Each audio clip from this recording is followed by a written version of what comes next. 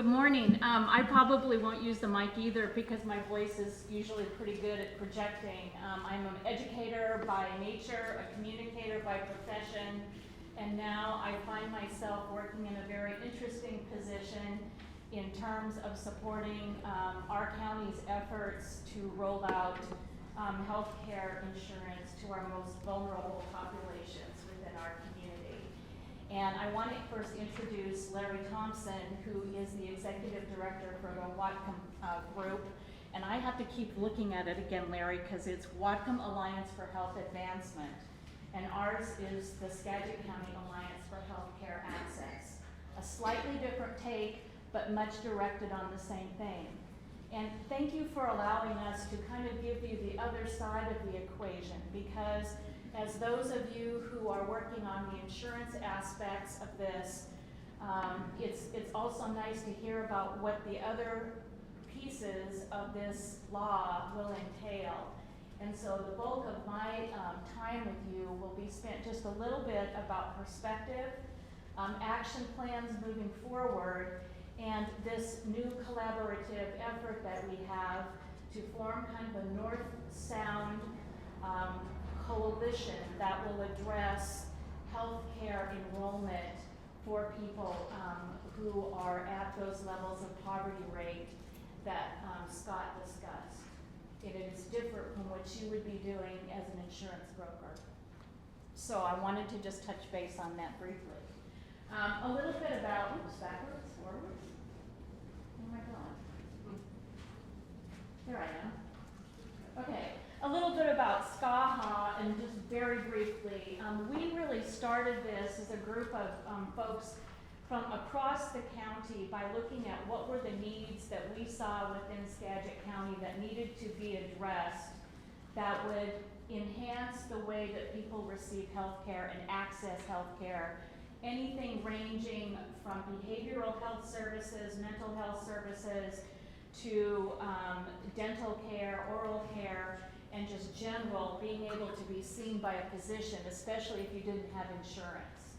So in 2010 we got together and formed a collaborative, conducted an assessment and interviewed folks across the county, all the way up into East River, Up River, all the way across from Anacortes and all points north and south within the county to find out what was really at issue here. And from that assessment, we came up with about 9 foundational pillars by which to address and work on to improve the opportunity for people to receive access to services available within our county. The group, in terms of how we are structured now, is the first thing to say is that we are not a tax-exempt organization. We have a 3-year incubation period with the Skagit Community Foundation serving as our fiscal sponsor, but yet these are our funders that you see listed here today. I will not take credit for this cartoon, but I like the look of it. And it is as confusing almost and as complicated as all of the things that are being talked about in a wealth of circles, community by community, all over this nation right now. We're trying to figure out how all of this is going to work. We are blessed by having a very progressive state in terms of formulating of plans and strategies, but we don't know how this is all going to work, and we know that it's going to take time for it to work smoothly. We all know that these are the reasons why healthcare is an issue right now. We know that it is an extremely inefficient way of delivering healthcare services. In the nightly news for the last couple of days, it's been reported in terms of being more transparent, the true cost of healthcare.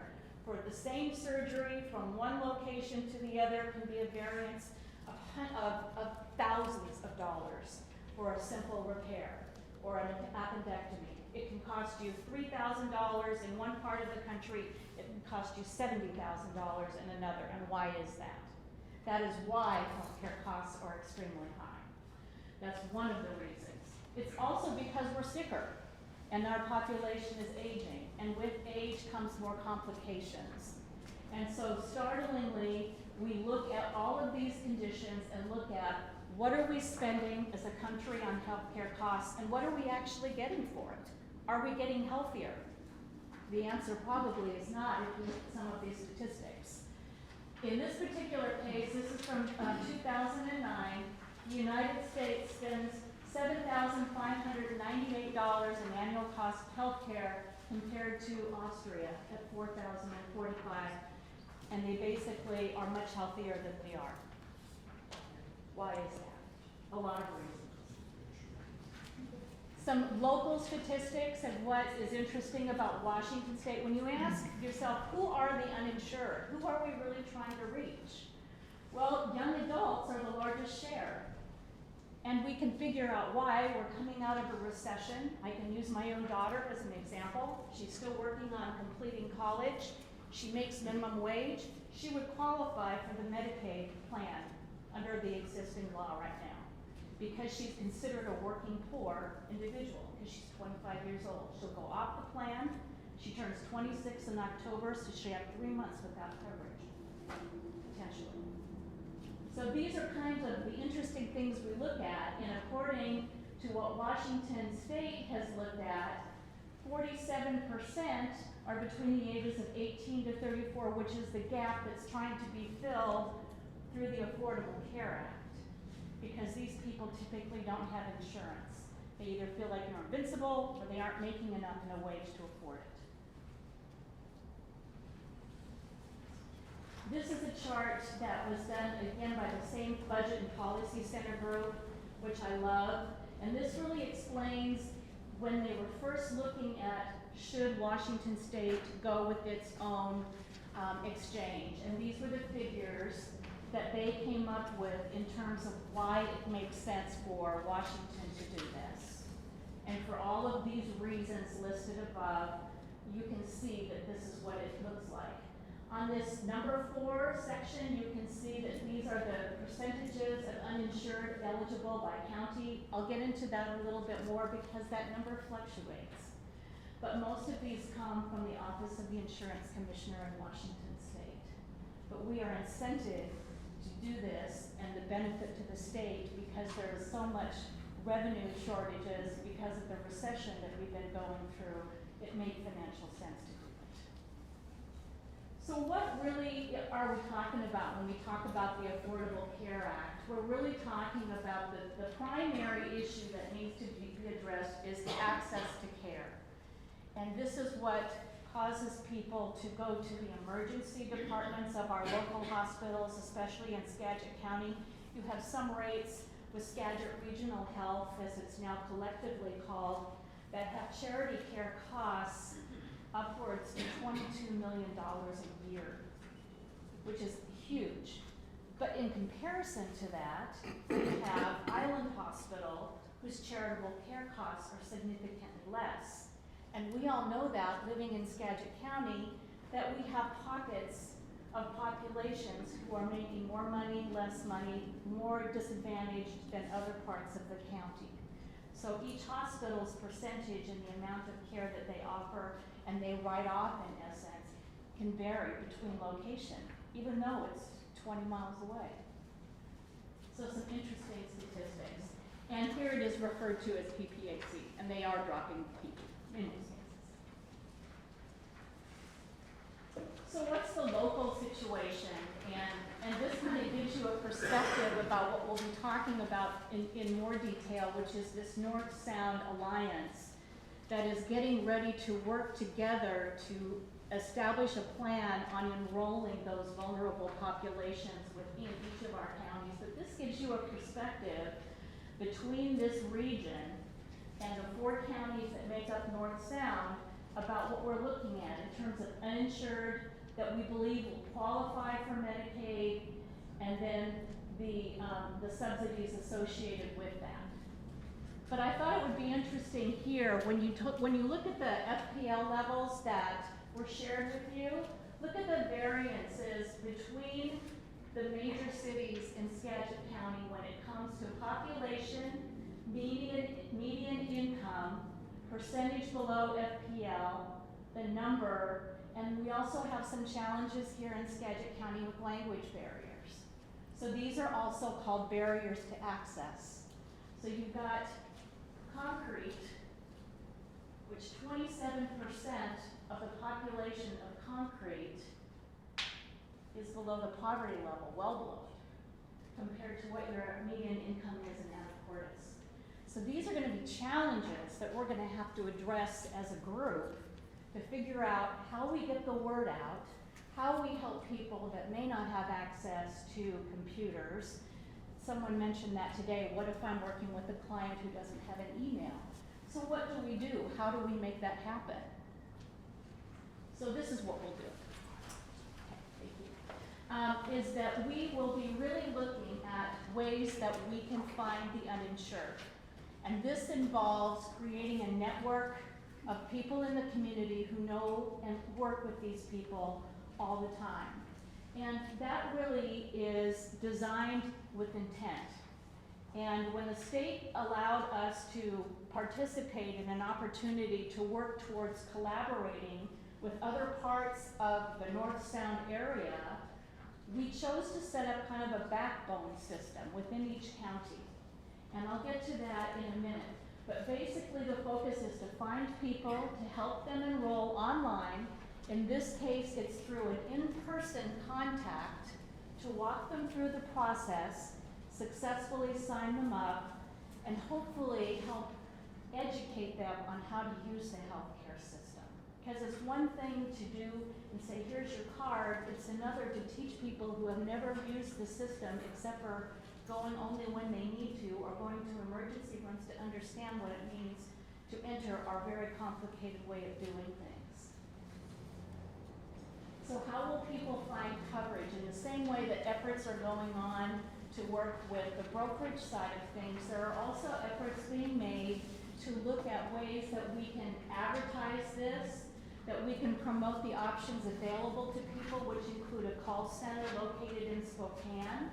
People will be able to sign up online. And then this is the personal piece of it, which is called the In-Person Assisters Program. And also we need help from you to collaborate on those efforts and work together. Because if someone contacts you, you may refer them to us and we may refer them to you. So all of those processes have to yet be worked out. So this is a community by community, step by step, piece by piece.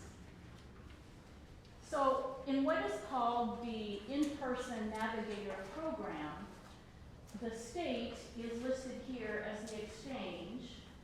And what they are positioning is that a lead agency be formed who is like the umbrella organization that will basically be responsible for all of the efforts moving forward to do all of those things, to communicate, to sign up, to train, to help people provide the services for that in-person experience to help them enroll. So within this organization, this is what it looks like in Skagit County. In Skagit County, a proposal has been sent that we've agreed to participate in, and that Larry's organization would serve as that umbrella piece. Community Action Agency would be, quote, the backbone organization. In other words, we anticipate that between 40 to 50% of people eligible will probably use that avenue to get information about signing up for health insurance. And in addition to that, the planned other supporters of this are Seymour Clinic, Skagit Regional Health, Island Hospital, and United General will have a different role, but not quite the same, but they'll all be interested in helping people sign up, and Mount Baker Planned Parenthood. So this is the planned, proposed organization to how we support these services in Skagit, but it won't be known that that will actually happen until the contract is awarded in June. Probably we'll know a little bit. Probably within the next week or two. The next week or two we'll know, but affirmatively June 2nd. So SCAHA's role in all of this is to really be the liaison for Skagit County as part of this enrollment process. So it's going to be my role to help support overall efforts, but primarily be responsible for what we do to get as many people signed up in Skagit as possible. And this is over an 18-month period of time, and we get incented abysmally to do so. The total revenue is what, $390 some bucks $90,000 to help do this for 18 months across all 4 counties.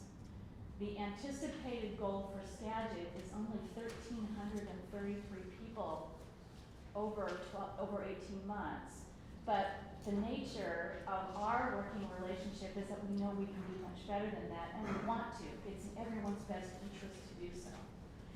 And another piece of what I'll be working on is the Camino Island County relationship, and then working to make sure that we meet our goals and that we make sure we go past them, and that we do all we can together to make this an effective program for Skagit County as part of the new law.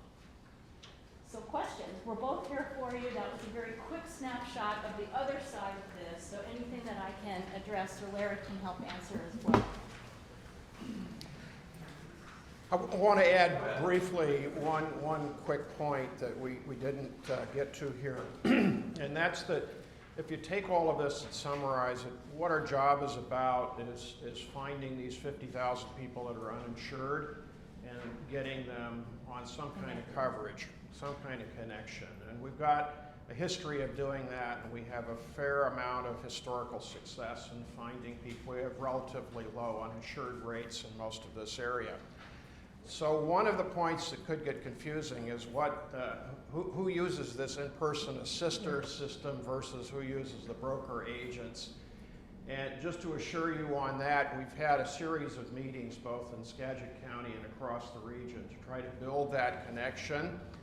Our work with the inpatient assisters will serve anybody that's potentially eligible, but excuse me, by law we are not allowed to actually make a recommendation on a plan choice for individuals. So for anything that gets to that level of choice, we're referring on to the broker community. We've established a series of referral relationships for that. Flip side of the coin is most of the brokers are they're not compensated for helping people sign up for Medicaid, but Medicaid people come in, people who are eligible for that.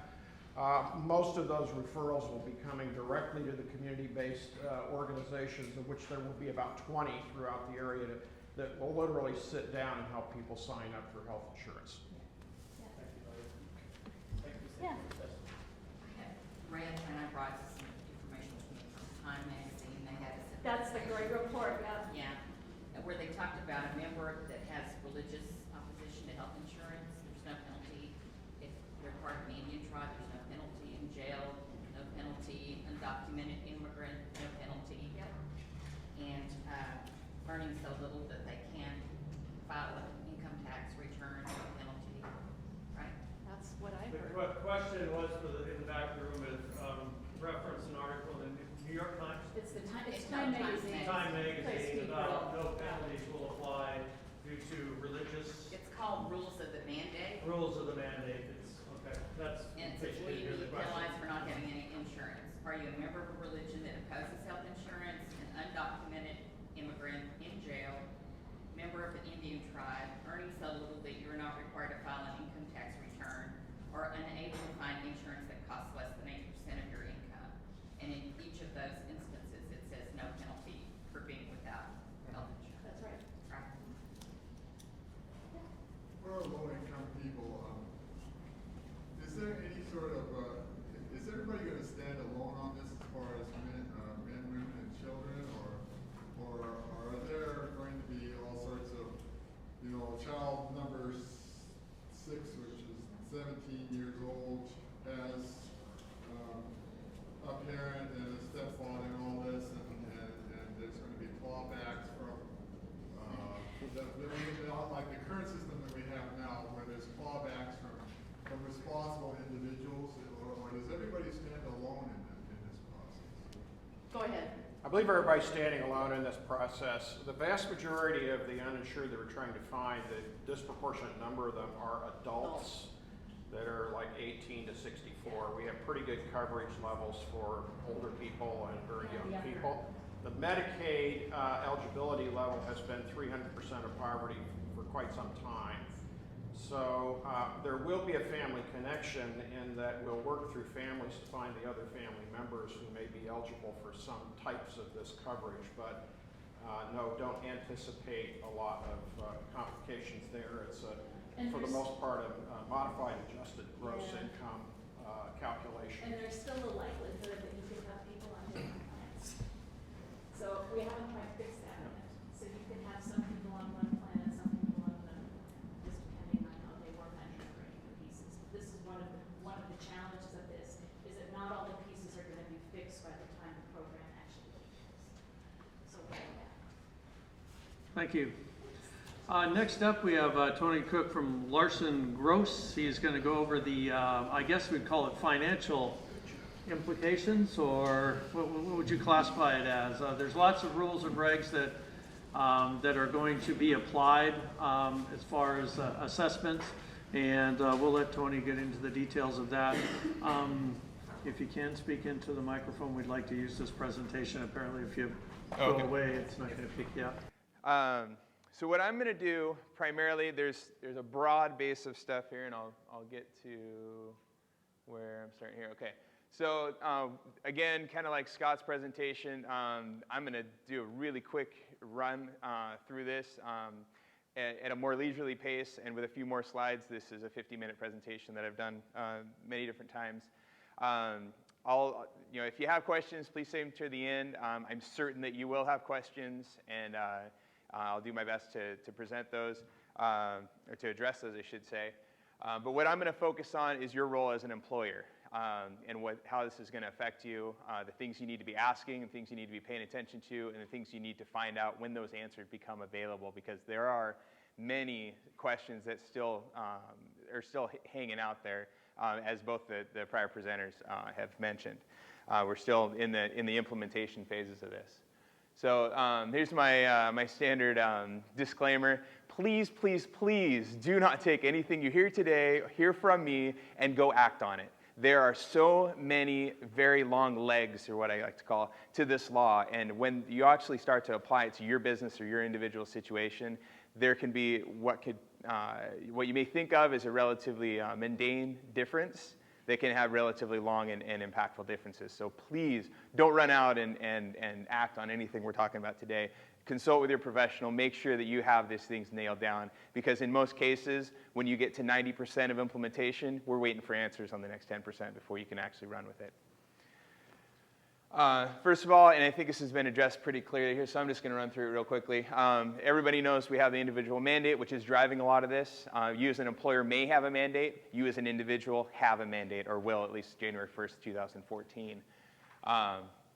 And we've hit this. I'm not going to go into that. Our consideration. So as an employer, what must you be thinking about? One, first and foremost, how many employees do you have? And I'm not, in that question, I'm not asking how many full-time employees you have or full-time equivalents. I'm saying how many full-time employees do you have? As an employer, I'm sure you've been faced with is this person an independent contractor or are they an employee? That decision is going to have much more weight upon it when this law goes into effect. What I foresee, and I don't think I'm really reaching too far to get to this conclusion, but let's say in 2016, an employer has an employment audit and comes up with, there's 20 people that should have been employees and you were treating them as independent contractors. And before that, you had a mandate to offer coverage to those people. Okay, in 2011, if that had happened, you have back payroll taxes to state agencies, federal agencies, and you have filings and that sort of thing to do. But there's no other obligation. In 2016, you would have had an obligation to cover, at least offer coverage to those individuals. If in 2015, the prior year, one of those individuals had a major medical event, what's your exposure as an employer? I haven't heard anybody come up with that, but I don't think I'm reaching too far to say you as an employer may have some pretty broad liability on that dynamic. So really, really make sure that you have that question answered before you go and run with a lot of these other questions. Secondly, do you have to provide insurance to your employees? And we'll talk about that in a lot more detail.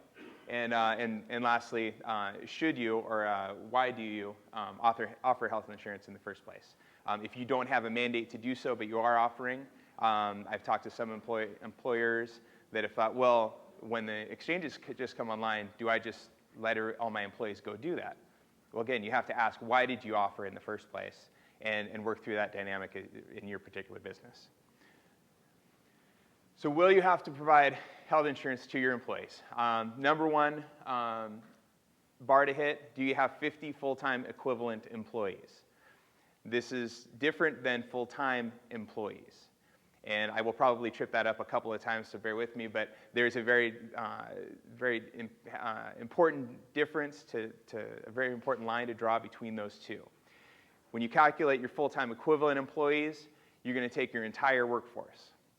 In order to get that, and I hope I'm not getting ahead of myself in my slides, but in order to do that, you're going to carve your workforce into two pieces. One is your full-time employees. Under this law, that's people who work more than 30 hours a week on average. Every one of those people is one full-time equivalent under this law.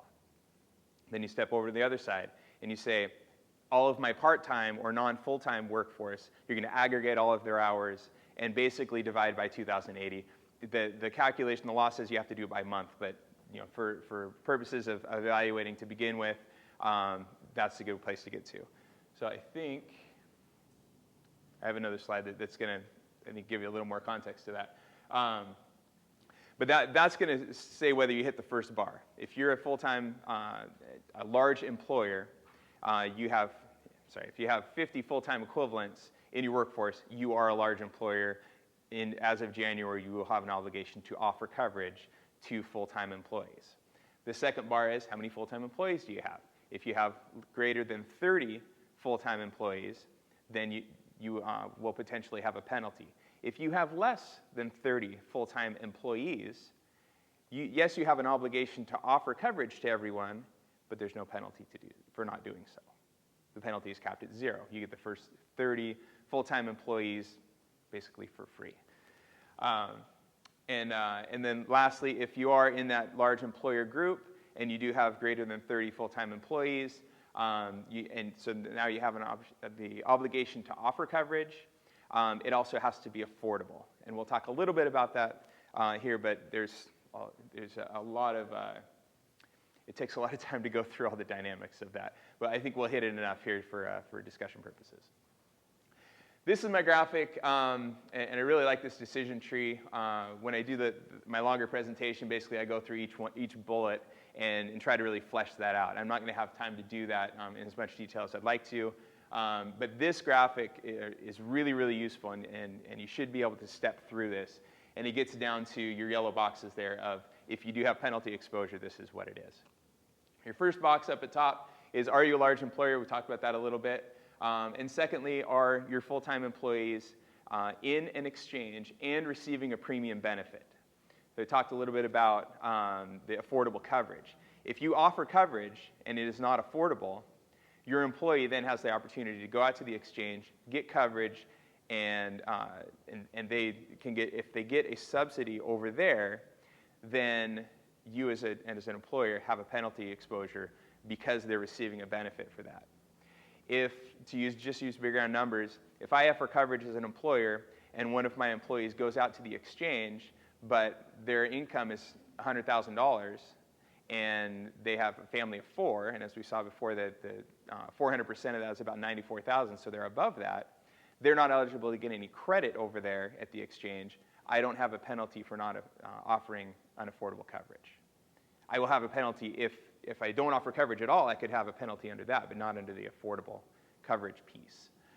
The differences between those two, if I don't offer coverage at all, it's a potential $2,000 annual penalty per employee. If I don't offer affordable coverage, then it's a $3,000 affordable per employee penalty. So do we have more than 50 full-time equivalents? I think I've hit this a little bit, but a couple of other things, and I think to address the question that came up earlier. First of all, like I said, a full-time employee is someone who works greater than 30 hours per week. A full-time equivalent, and then you take your full-time equivalents, add those on. If that's greater than 50, you have an obligation to offer coverage. This does exclude seasonal workers who work less than 120 days a year. The term seasonal, as you read through the law, refers to the Department of Labor's definition of seasonal.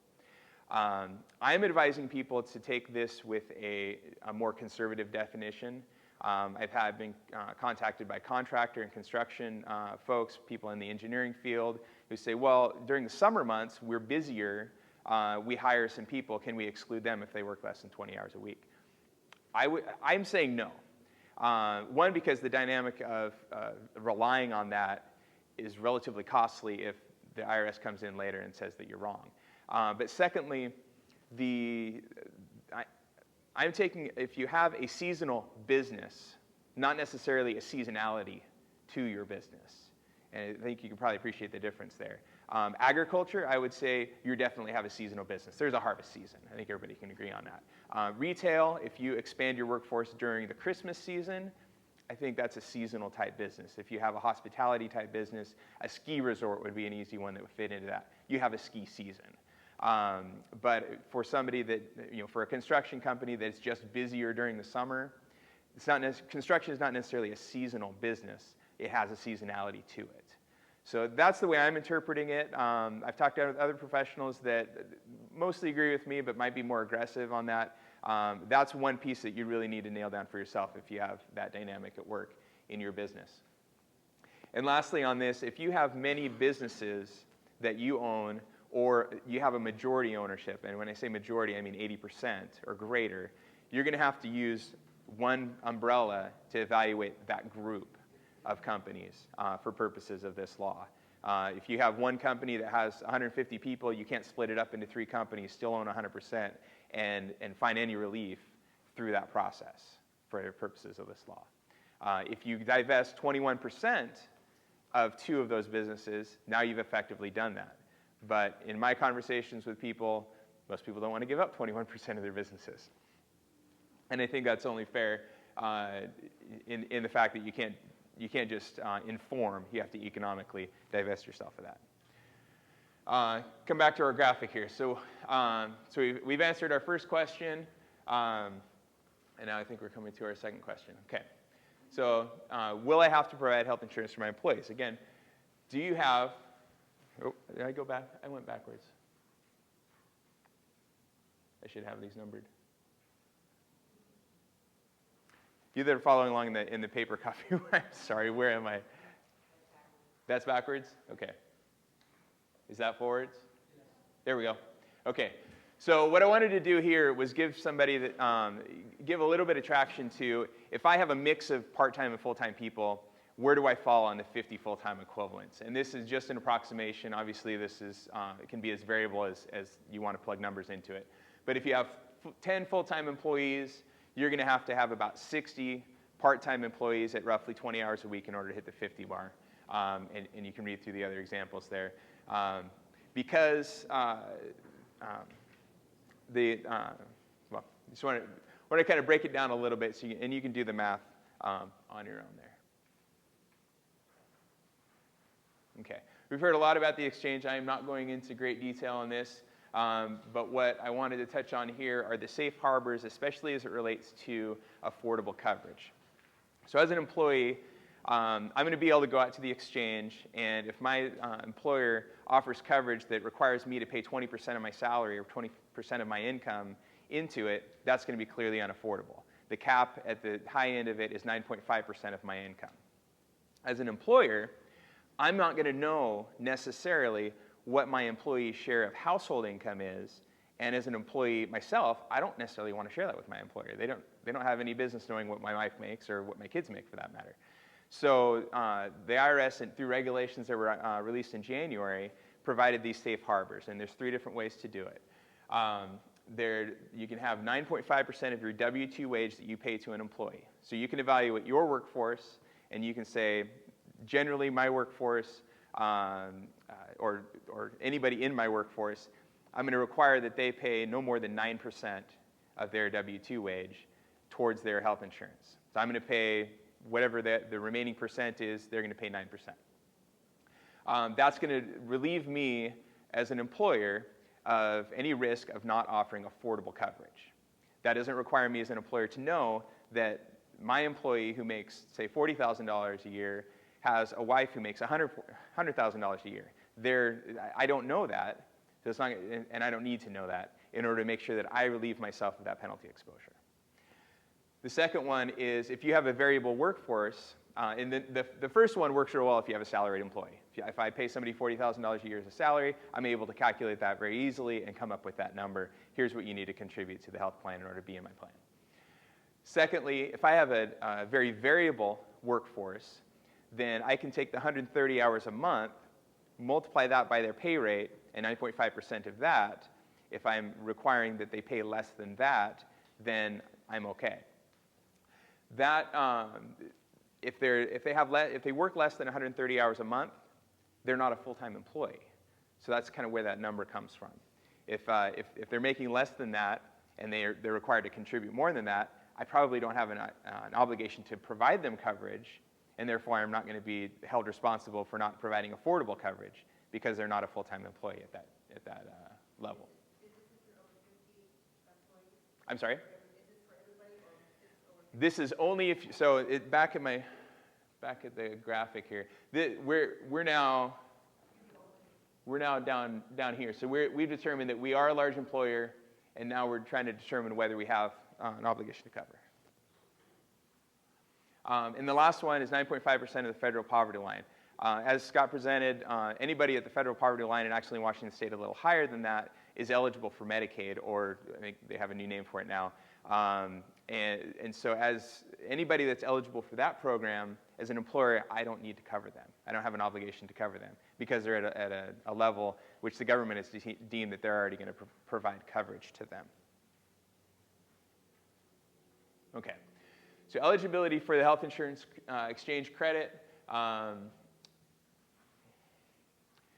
The employer must, in order for an employee to go out and get a subsidy from the exchange, their employer must either not offer coverage, and they must not be eligible for either Medicaid or Medicare. Yeah. So people don't know, if you're a small employer who didn't have to offer, but you do offer, then you still have to comply with the affordability, right? No, you do not.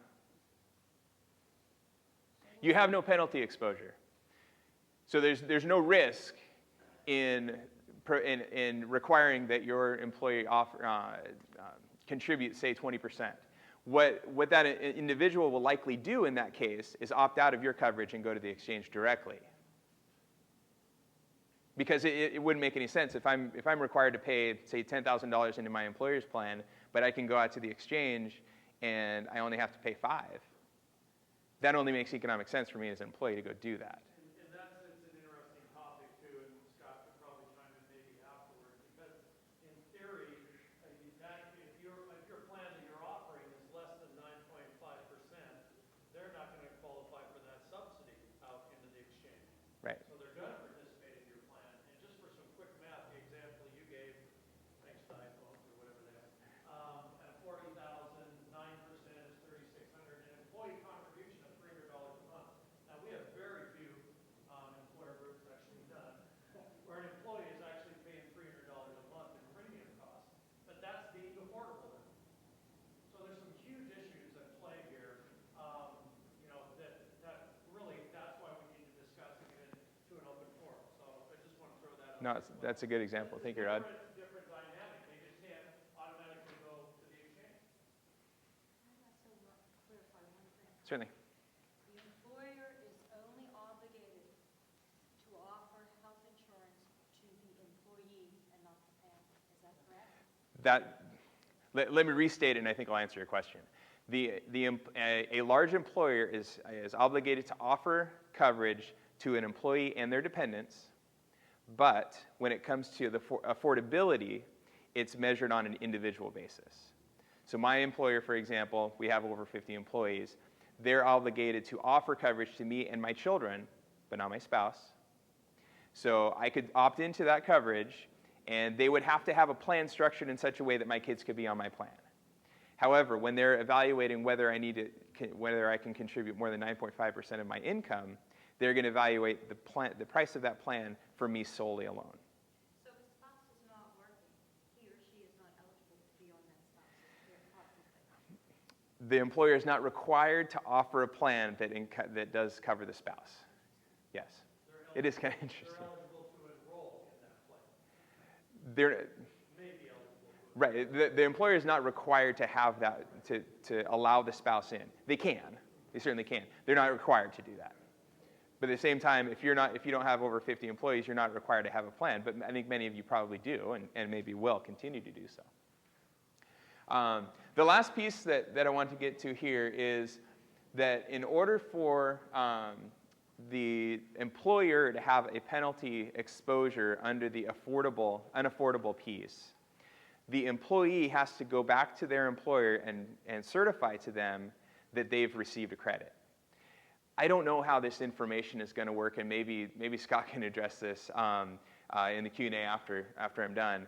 But there's going to be a lot of information going back and forth in that if I'm an employee and I've gone out to the exchange and I've received a credit because of my income level or my household income level, now I have to communicate that back to my employer, because if my employer doesn't offer coverage or in this case, doesn't offer affordable coverage, but I'm receiving a benefit, they have to know that. So before my employer, or me as an employer, looking at it from that side, before I have an exposure to a penalty, I'm going to be communicated, I'm going to have some type of communication mechanism that my employee has gone out and made this choice, taken that action. So we're going back to our graphic here. I think we go into here, do you have more than 30 full-time employees? Right. So when is an employee considered full-time? Very easily, if you have a consistent schedule and somebody works greater than 30 hours a week, that's going to be a full-time employee. The more work, and I have a couple of employers that fall into this, they have a great number of people, a large number of people who have a variable schedule. How do you evaluate those people? If somebody works 25 hours one week, 35 hours the next week, 22, then 32, then 28, and then 34, how do you do that?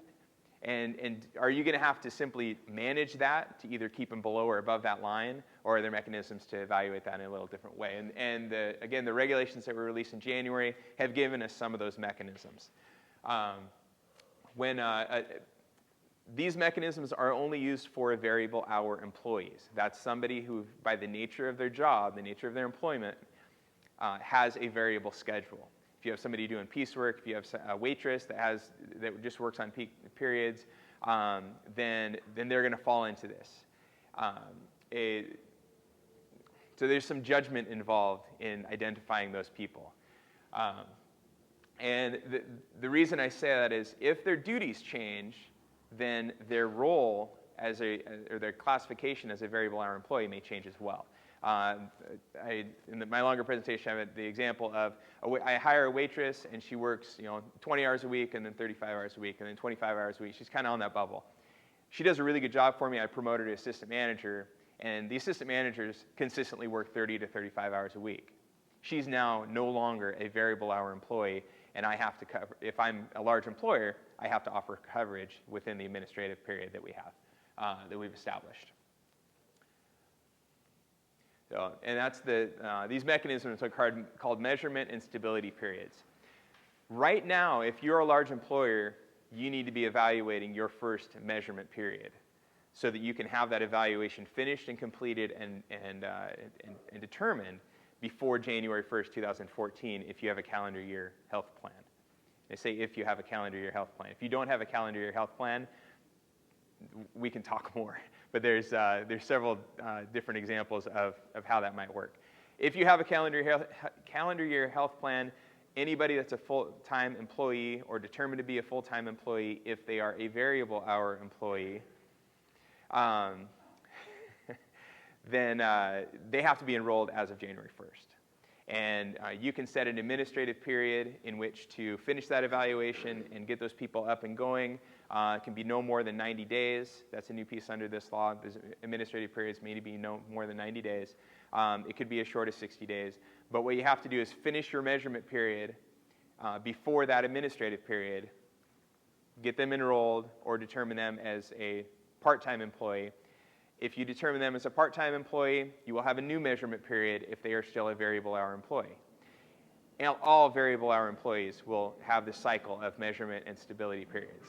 If they remain a part-time variable hour employee, they will continue to be evaluated on measurement periods on the length of measurement period you've established. And those periods can be as short as 3 months, as long as 12 months. If they are a full-time variable hour employee, after a measurement period, they then go into their stability period. If you've chosen a measurement period of 6 months, then your stability period can be no shorter than 6 months. Usually we're going to mirror those up because your subsequent measurement period is going to line up with the stability period. You're going to evaluate that person and again make a call at the end of that. This can create some problems if you have somebody that's consistently falling, 1 6-month period they're up, 1 6-month period they're below. Are you really going to pull that person off of your health plan every 6 months? My guess is probably not, but again, it comes back to that question, why were you offering health insurance to begin with? So it creates some complexities in administration of this, but whether somebody is required to be on the plan or whether you're required to offer them coverage does not necessarily preclude you from offering coverage. We're back to the graphic here. So if we provide health insurance, I think it's my next one, right. So if you don't offer coverage at all, the calculation is relatively simple. How many full-time employees do you have? How many of those are greater than 30? And you multiply that number by 2,000. That's your annual penalty for not offering any coverage at all.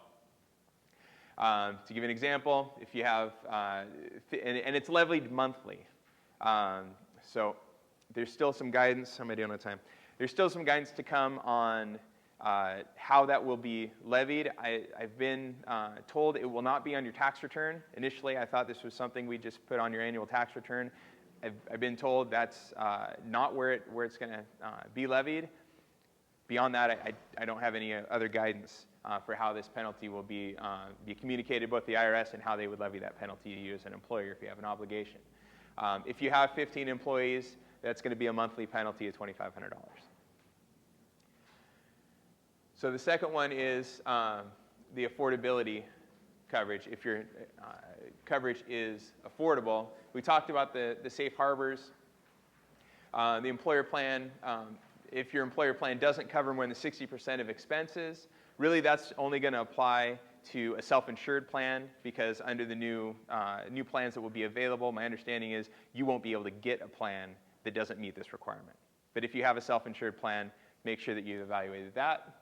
And again, we talked a little bit about household income for purposes of the employee being evaluated to receive a tax credit at the exchange is their income, their spouse's income, and actually the income of any dependents on that return.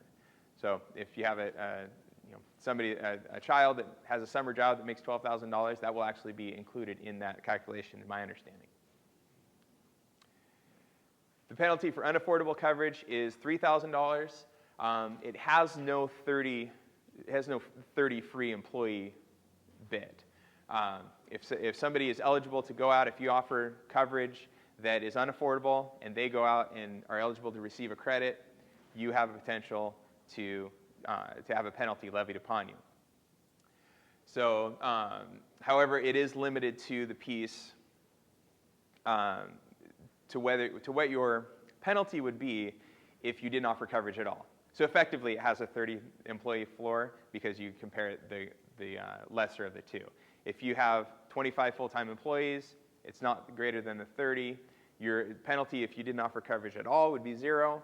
So if you have unaffordable coverage, it's effectively going to be 0. Example here is if you have 55 full-time employees and 20 of those employees go out to the exchange to get coverage, and all of those folks receive a subsidy over there, the annual penalty under the unaffordable piece would be $60,000 a year. But if you didn't offer coverage at all, the penalty would only be $50,000 a year, so the lesser amount would be due in that scenario. So as an employer, what are your options? Well, if you don't offer coverage currently, you can offer it if you are a large employer. You could, if it's unaffordable, as you do that calculation, you could contribute a greater proportion of dollars to your employees' health insurance premium and pull it below that 9.5% safe harbor and escape penalty exposure that way. You could look at your workforce and pull yourself down below the 50 full-time equivalent mark. and you would have no obligation to offer coverage at all. If that's a possibility or necessary, you could reduce the number of your full-time employees under 30. Again, you get the first 30 full-time employees for free, so to speak, under this. And lastly, you could simply pay the penalty and work that into your cost structure as an employer. Those are really what your options are under this new law. And we already talked about employees and contractors. The other one, too, very, very quickly, there's a non-discrimination provision that's currently been administratively suspended by the IRS. That would mean, as my reading of that piece, is that if you offer coverage, it has to be the same coverage for everybody in your company. If you think of very large employers, you can think how difficult that would be practically. And secondly, there is also a provision in there to automatically enroll anybody that comes in your company as a full-time employee. That too has been suspended. Typically, the IRS releases things on a calendar year basis. They're going to say this comes into effect January 1st. At least for the automatic enrollment piece, they've been very clear that they've given us that they will give at least 6 months of lead time. So I would say every July 1st, you can pretty much bank that it's not going to be in effect until the following calendar year, if they haven't put this out there. So just a couple of things that are in this law that have not yet been implemented and haven't been given a date for implementation. Yeah? Maybe a dumb question, I don't know. I'm a little confused on the. If you're only a little confused after that, I think you're doing really well. Yeah. You guys are doing a great job. The criteria that you have to take the hours for part-time employees, and if it adds up that you have, let's say, 20 full-time, and the rest is all part-time, but somehow or another it gets you to 50. Mm-hmm. You're only giving insurance to the 20 that are full-time, and the part-time that were part of that calculation to determine don't have anything?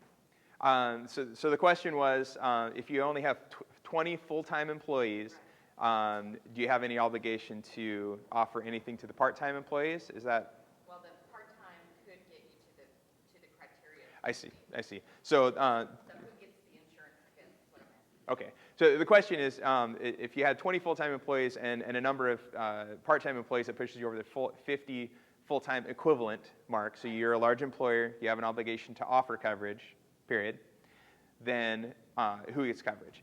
And in that scenario, you would only have an obligation to cover the full-time employees.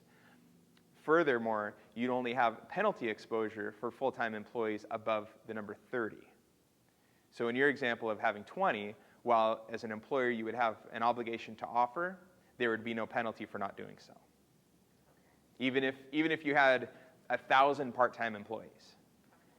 So you're rewarding them basically for not offering coverage? Well, there's no reward. There's just no penalty. It again comes back to my first three questions of, do you offer coverage, and why did you offer? If you don't, why do you? Or if you do, why do you? There's no obligation for anybody as an employer to offer coverage right now, but we certainly know lots of employers that do.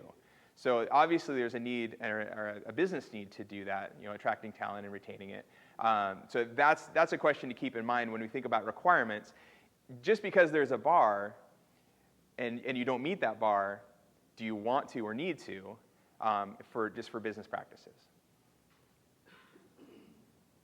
Any other questions? Currently your payroll, the employee contributions that they make is pre-tax.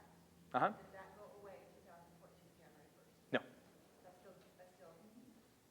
A cafeteria plan, which is what you're describing. Yeah, The premium only plan, top plan, just for premium contributions. Right. right, but the employer pays part of it and the employee pays part of it, but the employee part that's out of his paycheck is pre-tax currently. Mhm. That still doesn't change. There's no change in that. No. And there's not scheduled any change in that. Any other questions? Yeah. I work for a nonprofit, small organization. We have 3 types of employees. We're trail maintenance organization.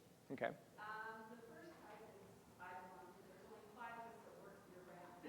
And we have a group between June, usually maybe the end of May, to the end of August, the start of September, depends on the trail conditions. Well, we are running skies performance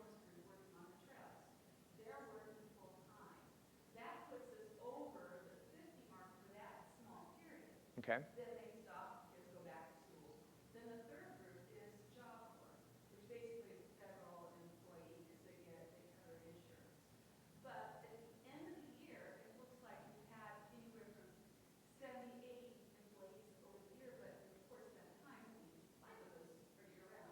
So Do we fall under the small business where we, as an organization, are we going to get penalized if we don't supply insurance? I would be willing to bet you have two pieces of exclusion. One, you certainly have a seasonal employee. You know, in that business, it's not necessarily seasonality; it's truly a season. So if those people that are working on a seasonal basis work less than 120 days, then you can exclude them fully from the calculation. I think if you can meet that, then you're well below. If you don't meet that, again, on the full-time equivalents, you're measuring that on an annual basis. So I think when you take even just 4 months at 50 to 60 employees, when you take the all 12 months into account, you're going to be below the full-time equivalent workforce. Just shooting from the hip. I mean, there's.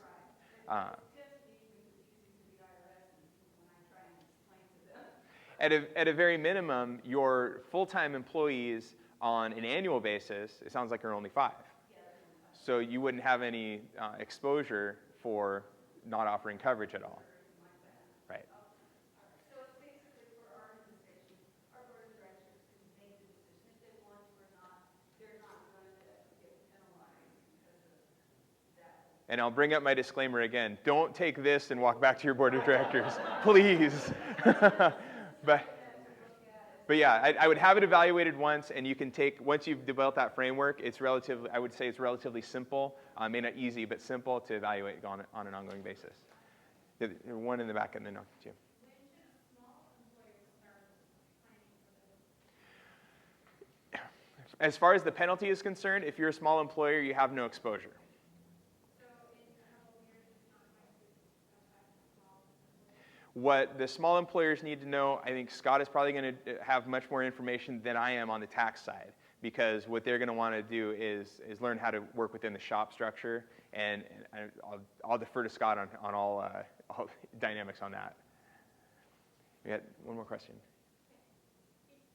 If you're an FTE of 200 employees, but 160 of those employees are union, Mm-hmm. that leaves you 40 employees that are non-union that need to be covered. Are you considered a large employer or are you considered a small employer? Because the employees that are union have union benefits. Right. You are evaluated on all your employees, union and non-union. Union employees, like I said, are covered. If you have 40 that are not covered but are full-time, then you have a potential annual exposure of 20,000. So 10 times the 2,000 if you don't offer coverage at all for those folks. We have to offer coverage that is equivalent to union coverage? You do not need to cover the. So when you look at and that's a very good question.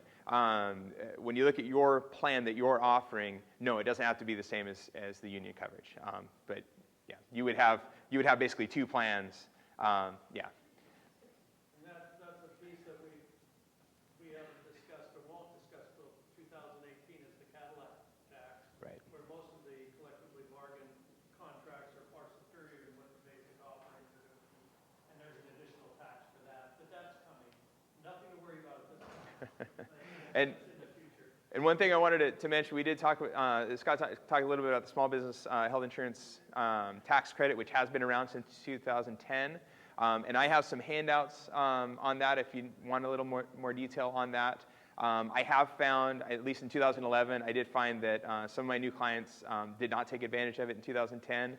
We have one more year before the ability to go back and amend for that piece. If you do have that kind of potentially on the table, you can go back and amend for that, and we can look at that if you need to.